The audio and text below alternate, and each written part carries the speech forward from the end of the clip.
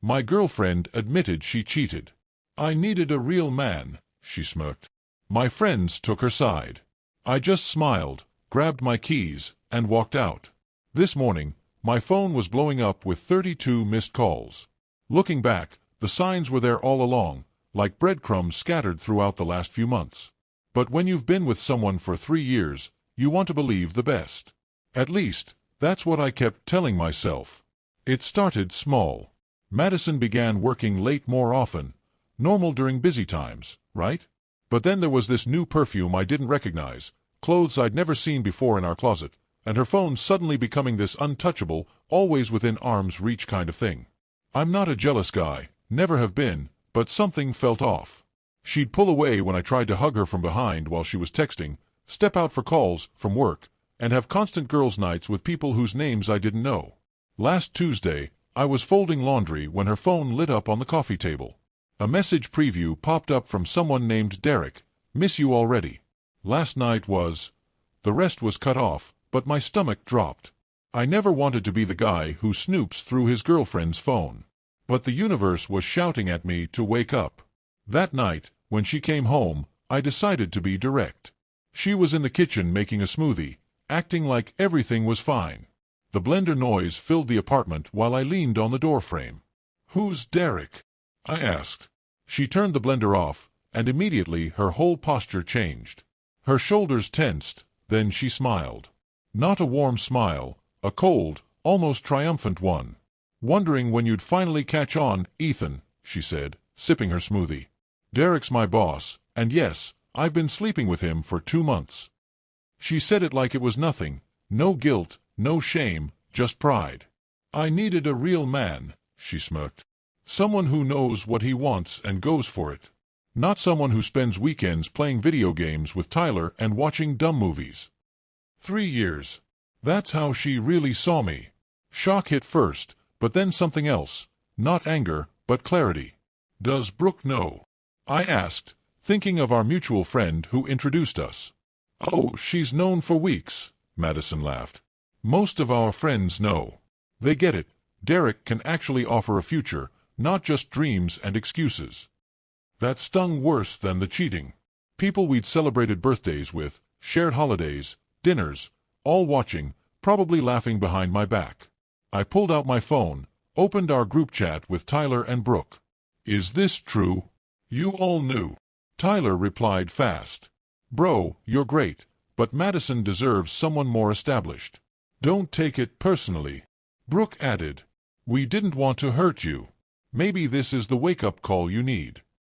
I looked up to see Madison watching me, still smirking, waiting for a meltdown. Instead, I smiled, real and calm. No drama. I walked to our bedroom, grabbed my go-bag, always packed for weekends, my laptop, and keys. Passing the kitchen, Madison's smirk faltered.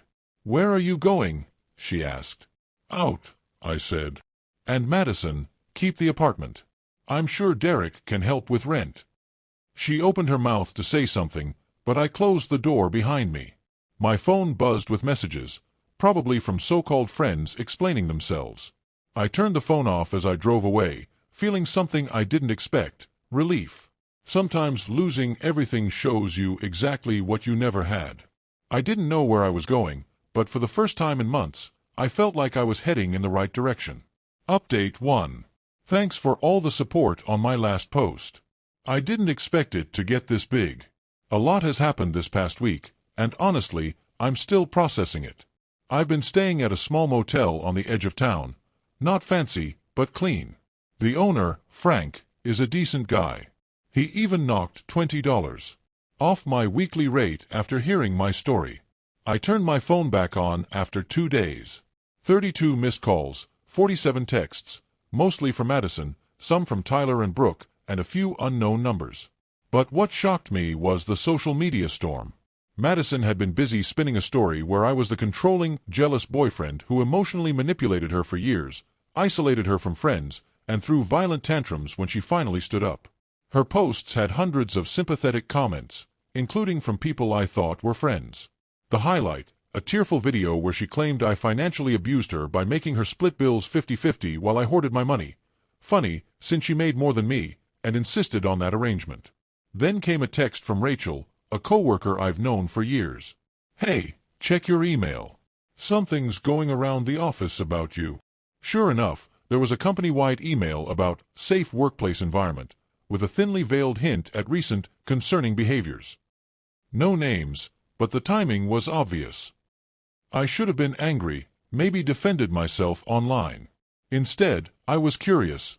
How far would she take this? Pretty far. Yesterday, I stopped by our local coffee shop, thought it'd be safe since Madison hated their coffee. Wrong. The barista gave me a look like I was gum stuck to her shoe. Later, I learned Madison had become a regular, sharing her survival story with anyone who'd listen. Then I ran into Hannah, Madison's supposed best friend. She looked nervous, glancing around like she was scared to be seen talking to me. "You need to be careful," she whispered. "Derek's not just her boss, he's married. She's connected, like really connected. And she's telling people you're unstable, dangerous." "Why tell me this?" Hannah looked around again. "Because this isn't the first time. Before you, there was another guy at work. Madison and Derek did the same thing to him. He left town. That changed everything. I spent the night digging, legal records, social media. The guy existed, Austin something. He vanished from social media right when Madison started at the company. This morning, our landlord called. Madison tried to remove my name from the lease, saying I abandoned the place. When that failed, she said I'd been threatening her. The landlord warned me. His sister went through something similar. Then came a message request on Instagram. A woman in her 40s, elegant and wearing expensive jewelry, wrote, "I think we need to talk about my husband and your girlfriend. Coffee tomorrow. Signed, Karen. I'm meeting her in an hour." Something tells me Madison's real man story is about to get a lot messier. Karen showed up with divorce papers already filed. Turns out Derek promised the same future to other employees. Same script, different woman. The best part? I barely said a word while watching years of lies unravel. Hannah finally spoke up. I helped her destroy another guy's reputation. I can't do it again. By midnight, the party was over. Madison stormed out, mascara running. Derek was locked in HR's office. Friends who sided with Madison couldn't look me in the eye. As I left, Karen caught my arm. "Thank you for not running." I drove back to my motel feeling peaceful. Frank was up watching late-night TV and grinned, "Good night." You could say that. Final update. The fallout hit hard. Within 48 hours, Derek and Madison were asked to resign. Karen handed over documents, falsified expense reports, plotted attacks on employees, manipulated reviews. The company's legal team moved fast. Both face civil lawsuits.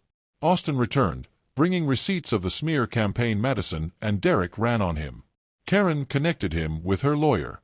Others came forward too. Madison tried to get ahead, posting a tearful video claiming she was the real victim.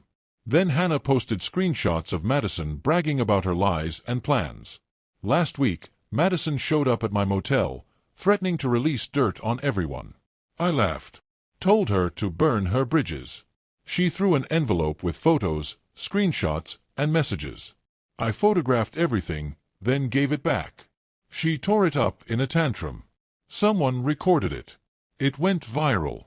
Yesterday, Karen's divorce was finalized. She got the house, cars, most assets.